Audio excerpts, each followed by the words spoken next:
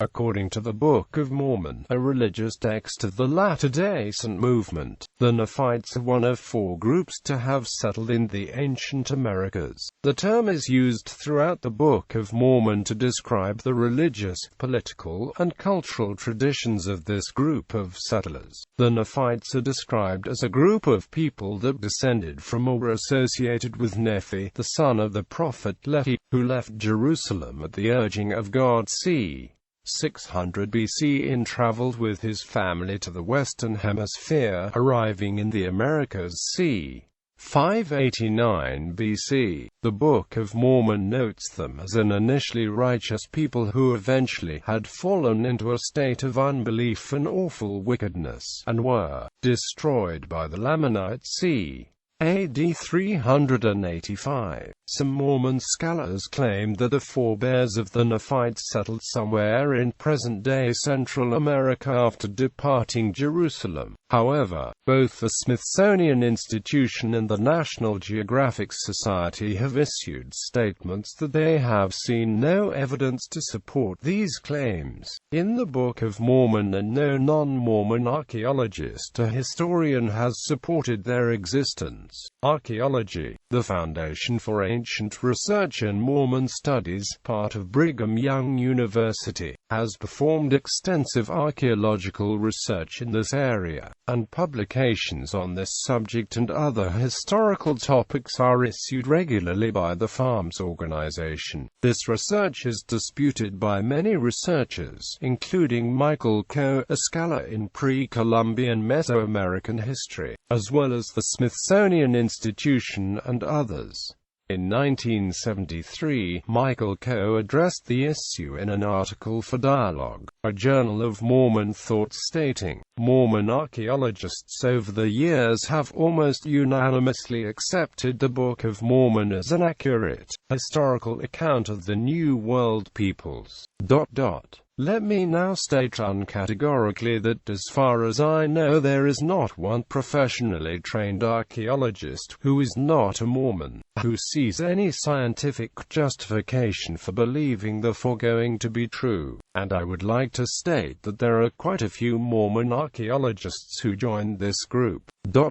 The bare facts of the matter are that nothing, absolutely nothing, has even shown up in any New World excavation which would suggest to a dispassionate observer that the Book of Mormon, as claimed by Joseph Smith, is a historical document relating to the history of early migrants to our hemisphere. In 1996, the Smithsonian Institution issued a statement addressing claims made in the Book of Mormon, stating that the text is primarily a religious text and that archaeologists affiliated with the institution found no direct connection between the archaeology of the New World and the subject matter of the book. The statement further says that there is genetic evidence that the Native American Indians are closely related to peoples of Asia, and that archaeological evidence indicates that the Native Americans migrated from Asia over a land bridge over the Bering Strait in prehistoric times. The statement said that there was no credible evidence of contact between ancient Egyptian and Hebrew peoples and the New World, as indicated by the text of the Book of Mormon. The statement was issued in response to reports that the name of the Smithsonian Institution was being improperly used to lend credibility to the claims of those looking to support the events of the Book of Mormon.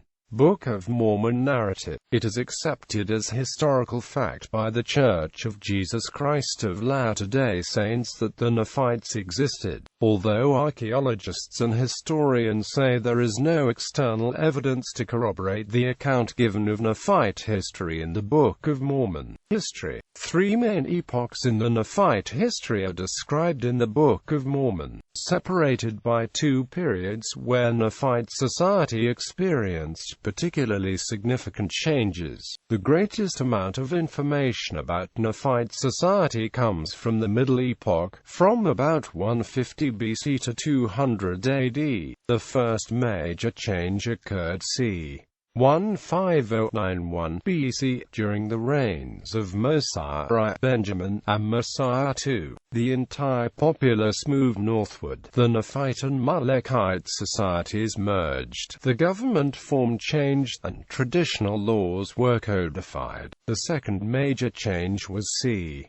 200 AD, after the Zion-like society began to crumble. The Nephite and Lamanite societies had integrated for 2 centuries, only to separate again. Kings from the time the Nephites arrived in America to the reign of Mosiah II, the Nephites were ruled by kings. Nephi's brother Jacob explains that subsequent kings bore the title Nephi. The people, having loved Nephi exceedingly, were desirous to retain in remembrance his name, and whoso should reign in his stead were called by the people second Nephi, third Nephi, and so forth, according to the reigns of the kings, and thus they were called by the people, let them be of whatever name they would. This is comparable to the Roman practice of giving each emperor the title Caesar in honor of Julius Caesar. Thus, just as the later history of the Romans is sometimes called the reign of the Caesars, the early history of the Nephites could be called the reign of the Nephis. Judges. The last Nephite king was Mosiah II. About 91 BC, he declared that, instead of naming a new king, he would finish out his reign as king, after which the Nephites would elect judges to govern them. There were at least 3 levels of judges: 1 chief judge, several hired judges, and several lower judges. Judges were paid according to the amount of time they spent officiating. Mosiah II set the rate at 1 senon of gold for 1 day's work. He also arranged for checks in this system to avert corruption as much as possible. He explained, "And now if ye have judges, and they do not judge you according to the law which has been given, ye can cause that they may be judged of a higher judge. If your higher judges do not judge righteous judgments, ye shall cause that a small number of your lower judges should be gathered together, and they shall judge your higher judges, according to the voice of the people." After announcing the governmental shift from kings to judges, Mosiah explained the principle behind this change. The sins of many people have been caused by the iniquities of the kings. Now it is not common that the voice of the people desireth anything contrary to that which is right, but it is common for the lesser part of the people to desire that which is not right. Therefore this shall ye observe, and make it your law, to do your business by the voice of the people. The system of judges lasted for 120 years, when it was briefly overthrown for about 3 years by an aristocratic cadre led by a man named Jacob. It was replaced by a loose system of tribes and kinships, which lasted until Jesus appeared in America and established a society that approached the ideals of Zion. This society lasted for about 2 centuries before the people fell into wickedness again. After 4th Nephi, no mention is made of whether the Nephites used judges or kings. Mormon mentions that the Lamanites had a king. His inclusion of this detail, phrased as it is, could be seen as a contrast to the Nephites having a chief judge, coupled with the fact that no change in government form is specifically mentioned after 4th Nephi. It could be assumed that the Nephites continued to use judges until the destruction in c. AD 385. Law. The record in the Book of Mormon is scant, but it appears that for the first couple of centuries little distinction was made between religious and civil laws. The law of Moses covered all aspects of life, both temporal and spiritual. There was no need to distinguish between religious and civil law, since everyone practiced the same religion. Mosiah II seemed to refer to the civil aspect of this legal legal system when he refers to the law which has been given to us by our fathers. This changed when the Nephites migrated north from the land of Nephi into the land of Zarahemla. They assimilated the Amalekite society, which appears to have raised several new issues that had never been encountered before, one of which was the question of what to do when someone commits an act considered a violation by the majority but considered permissible by the individual. The answer was not to leave judgment in each individual's hands, for that would lead to anarchy. Yet the law of Moses couldn't be applied generally when many members of the new Nephite Amalekite nation were not adherents of the Nephite religion. Mosiah too resolved the problem by apparently establishing a distinction between civil crimes and religious crimes when Alma brought several church members to him to be judged. And he said unto the king, Behold, here are many whom we have brought before thee, who are accused of the brethren, yea, and they have been taken in divers iniquities, and they do not repent of their iniquities. Therefore we have brought them before thee, that thou mayest judge them according to the crimes. But King Mosiah said unto Alma, Behold, I judge them not, therefore I deliver them into thy hands to be judged. Mosiah allowed Alma to decide the consequences of religious infractions. Alma received a revelation that, whosoever will not repent of his sins, the same shall not be numbered among my people. As high priest of the Church of Christ, he could exercise this power to excommunicate unpenitent members of the Church. Only judges could apply consequences for civil infractions. Defining exactly what constituted a civil crime was apparently decided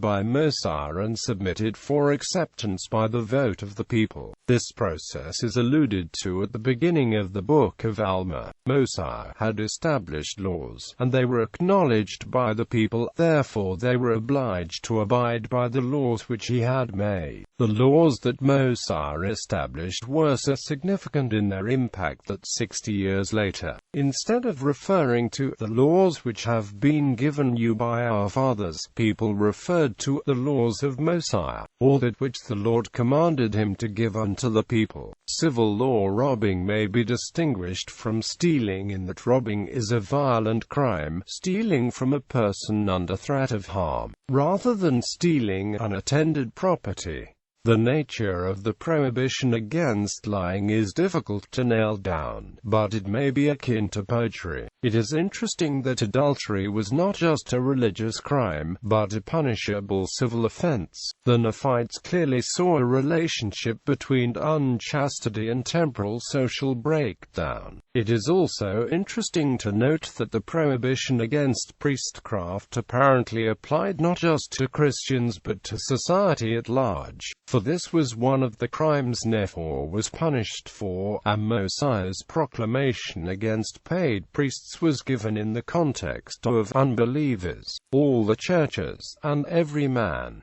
Religious law. Actions that were contrary to the laws of the Church of Christ but apparently not the legal are also mentioned. The exact nature of some crimes is unknown, such as babbling. The legal toleration of idolatry may indicate how thoroughly ingrained the practice was in local cultures, including the Amalekites. It also implies that this New World idolatry was not identical to the Old World idolatry mentioned in the books of Moses. In Canaan, idolatry was virtually inseparable from fornication and thus merited the Lord's command to his people to purge the region. In America, idolatry was apparently separate enough from adultery that the former was considered legal and tolerable, while the latter was not. In Alma 132, Alma lists the vices of unbelievers. He does not distinguish between civil crimes and religious crimes, since to him they are all sins. However, it is notable that his list begins with religious crimes and ends with civil crimes. He explains that, although as chief judge he could not punish unbelievers for religious crimes, the law was put in force upon all those who did transgress it, inasmuch as it was possible for those who did not belong to the church to indulge themselves in sorceries, and in idolatry or idleness, and in babblings, and in envyings and strife, wearing costly apparel, being lifted up in the pride of their own eyes, persecuting, lying, thieving, robbing, committing whoredoms, and murdering, and all manner of wickedness. An illustration of the distinction made between civil and religious crimes occurs in Alma 30.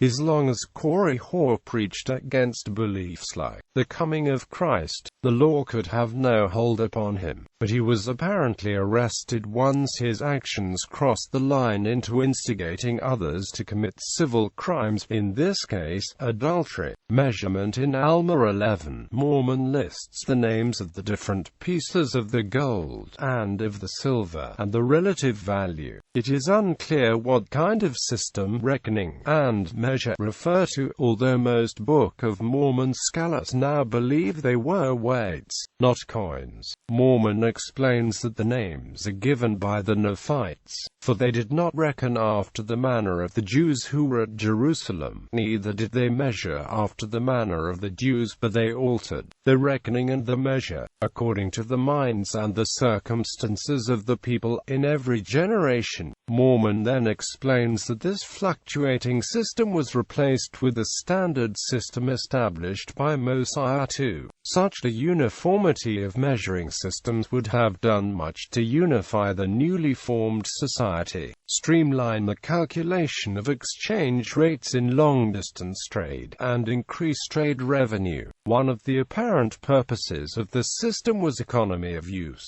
A set of weights that contained one of each unit could be used to measure out increments of up to 14 units without needing two of the same weight. Thus, a Nephite merchant could use his small personal set of weights for a range of products being sold instead of relying on a large quantity of weights. Metals in the Book of Mormon are used to describe a weight measurement system as follows. Gold senin equals 1/2 sion equals barley measure equals any grain measure equals judge's wages for a day. Antion equals 3 shiblon equals 1/2 senin. Sion equals 2 senin equals 1/2 shum. Shum equals 2 sion. Lumna equals the value of them all. Silver senum equals senin equals barley measure equals any grain measure. Amna equals 2 senums. Ezrom equals 4 senums. Onti equals as great as them all. Zeezrom offered 6 ontis to Amalek if the latter would reject his belief in God. Unknown shiblon equals 1/2 senum equals 1/2 barley measure equals 2 shiblum equals 1/3 antion. Shiblum equals 2 leah equals 1/2 shiblon. Leah equals 1/2 shiblum equals 1/4 shiblon equals 1/8 senum. Senin.